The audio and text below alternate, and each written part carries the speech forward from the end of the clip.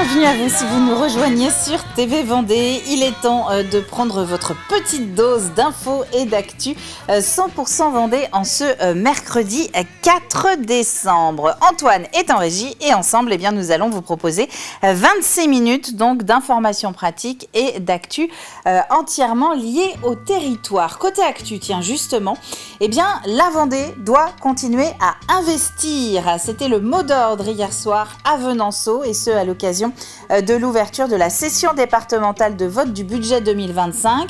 Une enveloppe de 949 millions d'euros, c'est plus qu'en 2024, ce qui n'empêche pas quelques économies, c'est ce que vous entendrez dans le journal. Moins de cris, moins de pleurs, un peu plus d'apaisement, c'est ce que vous propose d'expérimenter cette formatrice en parentalité.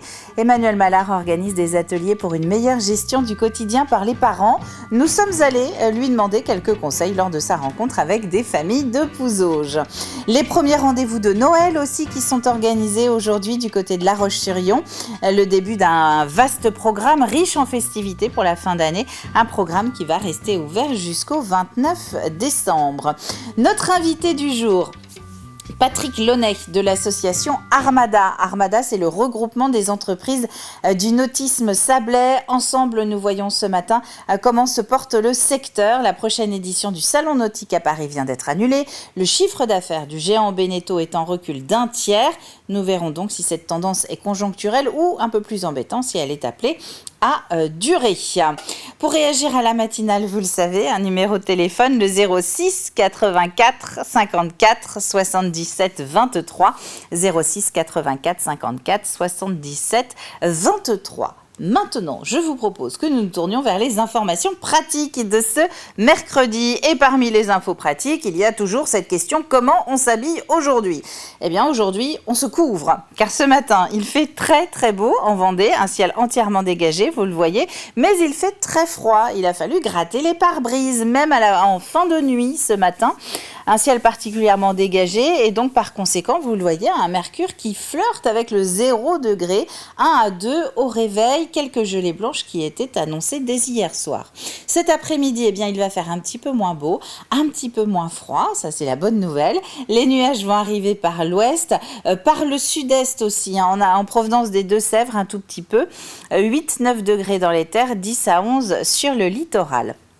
Dans ce contexte, comme il fait très très beau, vous allez peut-être avoir envie d'aller vous promener sur le littoral et d'aller voir notamment le passage du Gois. Les horaires sont plutôt intéressants pour aujourd'hui. Regardez plutôt, la basse mer, elle est à midi et demi, midi 25 très exactement. Du fait de son coefficient de 74-72, vous pouvez tabler sur une bonne heure avant et une bonne heure après cette basse mer pour pouvoir emprunter le passage. Donc de la fin de matinée à la pause déj entre midi et 2, vous pouvez aller sur le passage du Gois.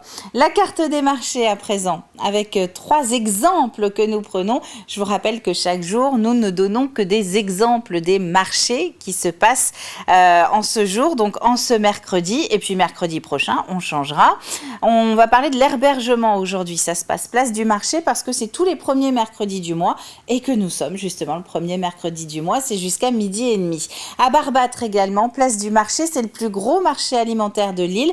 Vous avez jusqu'à 13h pour aller à la rencontre des commerçants. Et puis à Luçon, dans le sud Vendée, vous pouvez aller sous les Halles jusqu'à midi et demi. Au niveau de la circulation, pour le moment, pas de point particulier à vous signaler. Ça roule plutôt bien, comme chaque mercredi. D'ailleurs, il y a toujours cette sortie sur le contournement nord de Chaland qui est fermée. Si vous prenez donc la 2x2 voies que vous passez par l'est du territoire, vous arrivez d'Esnèves, vous voulez aller vers Machecou par exemple, il y a la sortie qui est fermée. Il faut suivre des déviations. Au niveau de l'éphéméride, c'est la Sainte-Barbe aujourd'hui. Alors, si vous connaissez des barbes, vous pouvez leur souhaiter une bonne fête. Si vous connaissez des Barbaras, et ça c'est quand même plus probable, là aussi vous pouvez leur souhaiter une bonne fête. C'est votre journée les filles. À la Sainte-Barbe, soleil peu d'arde, c'est-à-dire qu'on n'a pas trop de soleil. C'est pas vrai, aujourd'hui quand même, on a une jolie météo. Alors cette Sainte-Barbe, on en parle beaucoup pour les pompiers, mais c'est aussi la patronne des artilleurs, des artificiers et des mineurs. Et c'est l'occasion de vous donner quelques chiffres justement sur les pompiers en Vendée. 2997 pompiers volontaires, peut-être vous qui nous regardez. Donc des hommes et des femmes comme vous qui ont un boulot et qui s'engagent à côté en tant que sapeurs-pompiers volontaires. On a également 405 pompiers professionnels en Vendée. Et aussi, parce qu'il ne faut pas les oublier, toutes ces personnes qui travaillent dans les bureaux, dans l'administratif, dans la technique. Ils sont 117 à travailler aussi pour le SDIS Vendée. On passe au journal.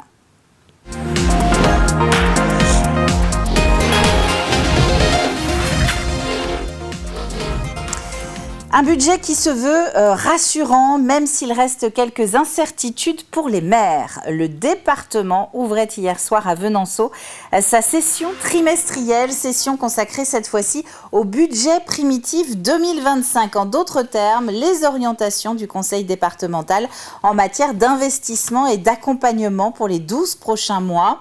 Une enveloppe de 949 millions d'euros, dont plus du tiers est consacré à la solidarité. Simon Philippot. Devant une centaine de personnes et l'ensemble des élus du conseil départemental, son président Alain Leboeuf a présenté le futur budget pour 2025. Un budget qui se veut ambitieux malgré le contexte économique et politique particulièrement compliqué. Il est important que la Vendée continue à investir pour son département, pour ses territoires, lorsque pour d'autres collectivités c'est un petit peu plus compliqué, j'ai envie de dire.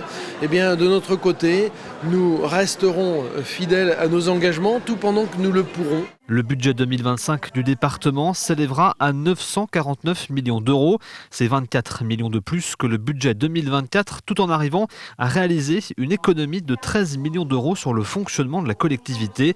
Un exercice de gestion loin d'être facile. C'est un jeu d'équilibriste difficile dans la mesure où le budget des départements d'une façon globale dépend très largement à la fois du contexte économique et puis des choix qui sont faits par le gouvernement, et notamment le choix qui a été fait là pour ce projet de budget 2025 autour d'une participation de l'ensemble des collectivités à la restauration de l'équilibre budgétaire, ou en tous les cas à la prise en charge d'une partie de la dette de l'État. Dans ce budget, la part la plus importante est consacrée à la solidarité. 369 millions d'euros pour l'insertion, les familles, la dépendance ou encore les adolescents. Pour les maires présents dans la salle, ce budget rassure, mais les inquiétudes persistent, notamment sur les dotations dont les communes bénéficieront de la part de l'État, de la région ou encore du département, les obligeant à la prudence.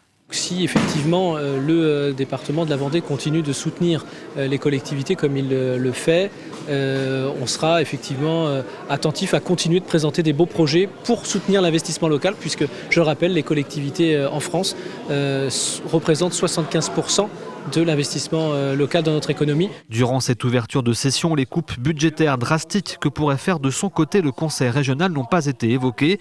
Les conseillers départementaux vont désormais travailler sur le budget 2025 jusqu'au 13 décembre, date à laquelle il sera définitivement adopté. Ils tiennent bon, mais pour combien de temps encore? C'est ce qu'il ressort de l'enquête de conjoncture de la CAPEB Vendée qui a sondé les artisans du département pour en savoir un petit peu plus sur leur état d'esprit en cette fin d'année. Après 4 années marquées par le Covid, la flambée des prix des matériaux et l'augmentation des taux d'intérêt, la visibilité dans les carnets de commandes a été divisée de moitié pour 4 artisans vendéens sur 10 qui ont répondu au questionnaire, vecteur parfois de tension. Très peu de sérénité, des tensions dans les entreprises sur la conjoncture actuelle et à venir. On n'a pas de visibilité. Ce qui nous inquiète, c'est le manque de stabilité gouvernementale du moment qui bloque des sujets d'évolution comme MaPrimeRénov', MaPrimeAdapt', tout ce qui serait susceptible de relancer la construction pour l'année 2025. Et ce qui nous angoisse, c'est qu'on n'a pas de possibilité de projection à plus de 6 mois. On est plutôt optimiste. Pour l'instant, je pense que nous faisons le dos rond. Nous essayons de passer la vague tant bien que mal. Maintenant, il ne faudrait pas que cela s'éternise. Il faudrait vraiment une vraie politique, une vraie stabilité gouvernementale pour qu'on puisse avancer. Une centaine de retraités vendéens se sont mobilisés hier à l'appel d'une intersyndicale, une trentaine au Sables d'Olonne et le reste ici, devant la préfecture de Vendée à La Roche-sur-Yon. Deux principales revendications au centre de ces deux regroupements, l'accès aux soins et la baisse du pouvoir d'achat. Je suis parti à la retraite il y a 4 ans, après une quarantaine, un peu plus de 40 ans d'annuité. Je suis avec une retraite qui fait 1 500 € par mois. Nous avons travaillé toute notre vie, nous avons économisé pour la retraite, nous n'avons pas hésité à faire des heures et aujourd'hui on nous dit « Ah mais oui, mais vous gagnez trop d'argent par rapport aux actifs ». Non, on ne gagne pas trop d'argent par rapport aux actifs, c'est les actifs qui ne gagnent pas assez d'argent par rapport à leur travail. Donc nous, si on est là, c'est pour défendre ce qu'on a acquis, c'est pour défendre les droits des futurs retraités et puis voilà quoi. Et demain, un mouvement national est également prévu dans la fonction publique. Elle demande l'arrêt des restrictions budgétaires. Le rassemblement est prévu à 14h30, place de la Vendée à La Roche-sur-Yon. En bref, c'est aujourd'hui que sont organisées les 5e rencontres Surf, Économie et Territoire de l'Estua, un centre de formation spécialisé dans le tourisme. On y parlera surf et développement économique en lien avec le territoire. Vous pouvez suivre les échanges à partir de 16h directement sur place au Sables d'Olonne ou sur le site internet de l'Estua. Les possibilités de l'hébergement d'urgence s'étoffent un peu en Vendée. 2 nouvelles places ont été ouvertes cet été à Chaland, un dispositif qui s'adresse aux victimes avec ou sans enfants sur le territoire de Chalangois Communauté. La particularité dans le département, c'était que jusqu'à présent, nous étions sur une centralisation des réponses avec tous nos dispositifs essentiellement déployés sur la ville-centre, donc à La Roche-sur-Yon. Et la volonté là, partant du constat que les victimes de violences conjugales ont besoin de conserver aussi, si elles le souhaitent, leur repère de vie, la scolarité de leurs enfants, leur emploi et leur réseau de confiance, nous a amené à travailler avec les territoires pour nous rapprocher des victimes et permettre leur maintien sur leur lieu de vie. Les femmes sont accueillies pour une période d'1 mois, renouvelable 2 fois maximum. Donc effectivement, c'est pour ça qu'il y a un gros travail partenarial nécessaire pour pouvoir accompagner la victime, non seulement sur l'emprise et les violences, mais également sur l'accès aux droits. Mais aujourd'hui, on voit bien que 2 places, ce n'est pas suffisant pour répondre à la demande. J'ai envie de mesurer ces propos en disant qu'aujourd'hui, effectivement, on a plus de victimes à accompagner parce qu'elles sont plus au fait aussi des différents dispositifs, des différents partenaires. Donc ça, on peut aussi s'en réjouir. Voilà, il n'y a pas que le côté chiffre, il y a aussi tout ce travail de prévention et de partenariat qu'on fait qui aujourd'hui porte ses fruits et permet aux victimes de mieux identifier les portes d'entrée. Après La Roche-sur-Yon, Fontenay-le-Comte, Luçon, Chaland, donc cette année, les prochaines places sont annoncées aux Herbiers. Nous sommes mercredi et pour certains parents, cela est synonyme de journée à la maison avec les enfants. Comment faire pour que la journée se passe bien ou en tout cas sans trop de cris? Alix Solano s'est allée à la rencontre d'une formatrice en parentalité. Elle propose justement des ateliers sur la gestion du quotidien en tant que parent et elle était à Pouzauges il y a quelques jours pour accompagner les volontaires sur place. La petite fait des colères, le grand veut toujours plus d'écran, la fratrie se dispute sans cesse et pourtant, il est possible de retrouver un quotidien plus calme et serein à la maison. C'est en tout cas l'objectif de l'accompagnement d'Emmanuel Mallard, coach en parentalité. Alors ce qui est intéressant à savoir, c'est que vous ne pourrez rien mettre en place, que ce soit des règles ou un cadre, si l'ambiance à la maison est vraiment électrique et si ça crie à longueur de temps. Donc la première chose à faire, c'est vraiment de recréer une ambiance un petit peu plus positive et harmonieuse qui va donner envie à l'enfant de coopérer. Donc on va commencer par la valorisation de l'enfant. Et là, on va utiliser la première technique qui est le compliment descriptif, c'est-à-dire qu'on va décrire précisément ce que l'enfant fait de bien et on va l'associer à un adjectif qualificatif pour lui donner envie de recommencer. Si vous avez une fratrie de garçons qui justement se battent à longueur de temps, là, vous allez pouvoir mettre en avant les moments où ils ne se sont pas battus, où ils ne se sont pas chamaillés, justement pour valoriser ce moment-là. Donc on va pouvoir dire aux enfants, écoutez les enfants, ça fait 10 minutes que je vous vois jouer ensemble sans vous chamailler, vous êtes vraiment respectueux l'un de l'autre. Donc on va remarquer à l'inverse tout ce que l'enfant fait de bien et ignorer plutôt ce qui ne fait pas bien. Spécialiste en communication non violente, la professionnelle s'adapte aux situations et aux personnalités tout en déclinant des stratégies et des outils très concrets. Donc on se met d'accord avec son conjoint. Une fois qu'on l'a fait, là on écrit les règles. on y pense.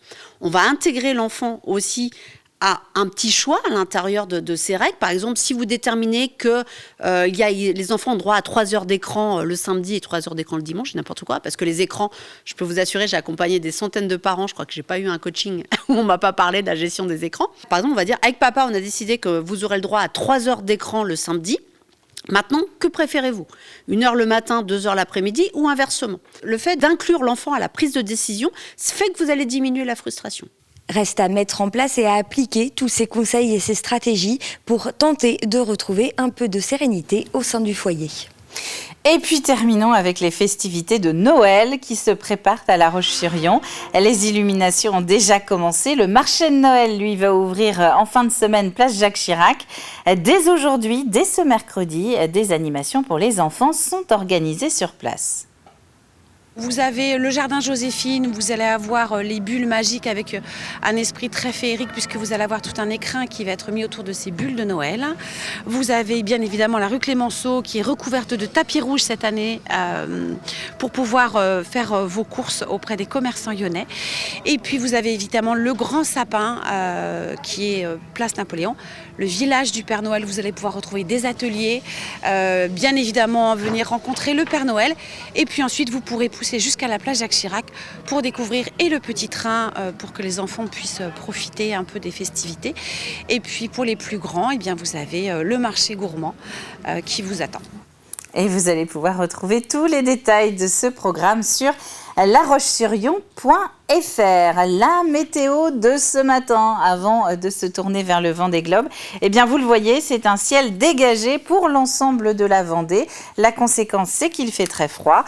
Soyez prudents, tiens d'ailleurs sur les routes, on ne sait jamais, nous ne sommes pas à l'abri de quelques gelées, d'autant qu'il a fallu gratter les pare-brises ce matin.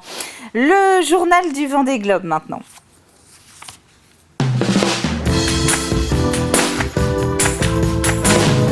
Et oui, je vous propose à présent, comme chaque jour, un retour sur les 24 dernières heures de course avec Alexandre Le Naour. Parmi les faits marquants, eh bien, c'est cette météo, le calme avant la tempête. Alors, la tempête est très très proche maintenant pour l'ensemble des concurrents qui ne vont pas pouvoir échapper à cette grosse dépression qui leur fait face.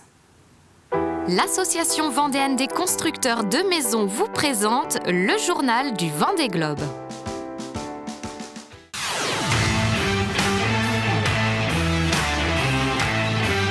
Installé dans l'océan Indien, le trio de tête de cette 10e édition du Vendée Globe reste toujours inchangé, mais se distingue par les options choisies. Toujours leader, Charlie d'Alain-sur-Massif est suivi de près par son dauphin Sébastien Simon. Cap vers le nord-est pour quitter cette zone au plus vite avant l'arrivée de la dépression australe. Tous les deux profitaient temporairement ce mardi de conditions plus clémentes. Ouais, c'est clair qu'il y a du vent qui arrive. J'appréhende un peu ce moment. Il n'y a pas trop d'échappatoire en fait. Dans tous les cas, on va subir la dépression et je regardais les vagues ce matin aussi, ça va jusqu'à 9 mètres suivant certains modèles. Je pense qu'on va faire le dos rond à bord de groupe d'Ibreuil pour essayer de passer ce moment délicat. Les skippers du premier groupe voient en effet se rapprocher de leur position, la dépression australe qui atteindra leur position au cours des 48 prochaines heures. Toujours en 3e position, Johan Richomme a lui entrepris une route plus septentrionale depuis lundi soir. Le skipper de Paprec-Arkea tente ainsi de se placer devant la dépression pour s'éloigner de sa partie la plus violente. Une trajectoire également initiée par Jérémy Bayou sur Charal et Nicolas Luneven à bord d'Holcim PRB ces dernières 24 heures. Sur le papier, on va dire que c'est pas forcément une route gagnante, c'est plutôt une route où on échappe à la dépression, mais au moins je voulais pas me retrouver dans une situation où je subis. On va quand même essayer de naviguer dans des conditions qui seront certes engagées, mais qui seront, je l'espère, maniables et qui permettent de faire avancer à peu près correctement le bateau. Par rapport à des bateaux qui iraient dans le cœur de la dépression se faire vraiment malmener avec un risque de casse et puis surtout de ne pas pouvoir mener son bateau comme il faut. Avant de se creuser et de fondre sur la tête de course, cette dépression reste en avant du groupe des poursuivants, ouvert par l'IMOCA Teamwork Team Snef de Justine Métro. Actuellement dans une zone de transition, ce groupe de 9 skippers a découvert ces dernières heures l'accueil que lui réservait l'océan Indien et le courant des Aiguilles dans des conditions très changeantes. On est en plein dans le courant des Aiguilles, donc la mer elle est vraiment atroce. Ça secoue, ça fait mal au cœur pour le bateau. La mer elle est vraiment dans tous les sens. Vivement qu'on sorte de là. À l'arrière, le paquet de 19 skippers a été rattrapé par une autre dépression dont la trajectoire nord-est les pousse vers le cap de Bonne-Espérance et l'arrivée dans ce fameux Grand Sud. Il y a une petite angoisse supplémentaire qui est quand même, je te cache pas, un peu l'appréhension non seulement des mers du Sud, mais surtout des deux grosses dépressions qui nous attendent. J'ai pas encore trouvé la façon exacte dont j'allais négocier ce truc-là. Et voilà, et donc je prends vraiment les heures comme elles viennent, les jours comme ils viennent, les uns après les autres. En queue de peloton, plusieurs avaries sont à signaler. En 30e position et après de violentes sorties de route à bord de Stendhal, Éric Bellion a réussi à réparer son système de descente de Safran. La plus grosse alerte est quant à elle survenue sur l'IMOCA coup de pouce du Sablé Manuel Cousin il y a 48 heures. J'avoue que j'ai bien cru que ma course s'arrêtait là. J'ai vraiment eu la trouille, j'étais à l'intérieur. Le bateau, j'étais à 15 nœuds à peu près. Et le bateau s'est arrêté net, donc j'ai valdingué à l'intérieur. Pour moi, ça me semble être un choc assez dur, vraiment dur. Un conteneur, je sais pas, j'avoue que là, c'est des suppositions.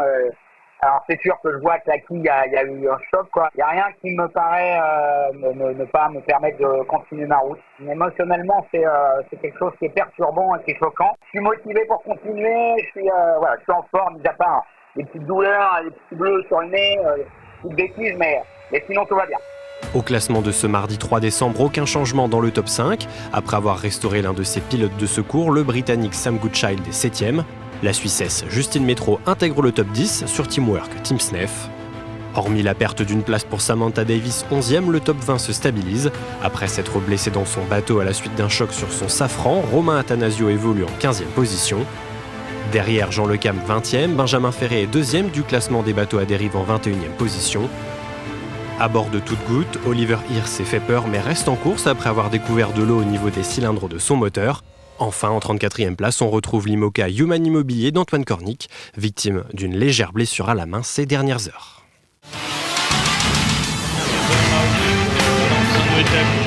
C'était le journal du Vendée Globe par l'Association vendéenne des constructeurs de maisons. Et le classement ne change pas. Nous avons toujours Charlie Dalin, Sébastien Simon et Johan Richomme sur les 3 premières marches au dernier pointage à 7 heures. Je vous propose de passer à l'extrait du jour.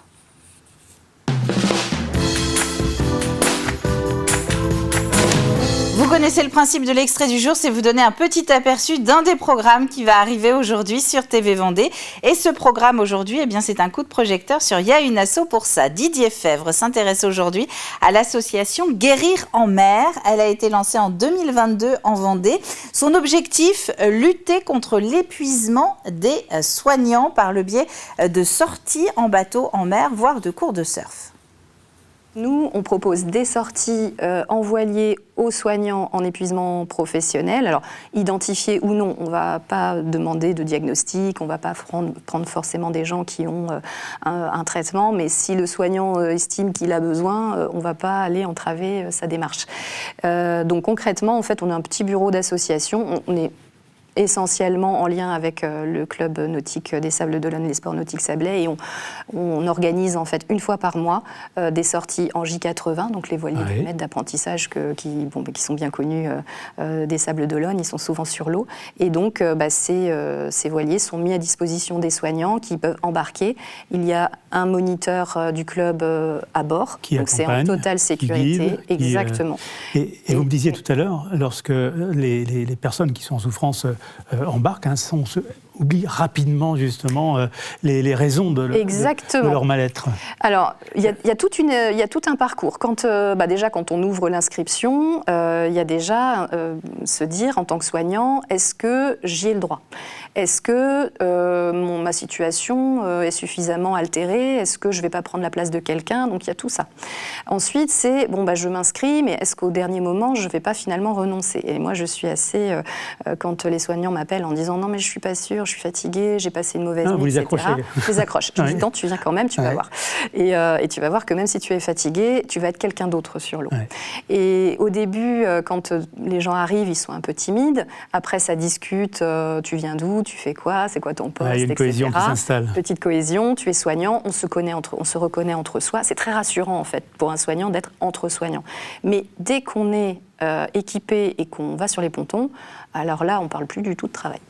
Et il y a une asso pour ça, vous allez pouvoir le retrouver juste après la matinale. Le jeu maintenant.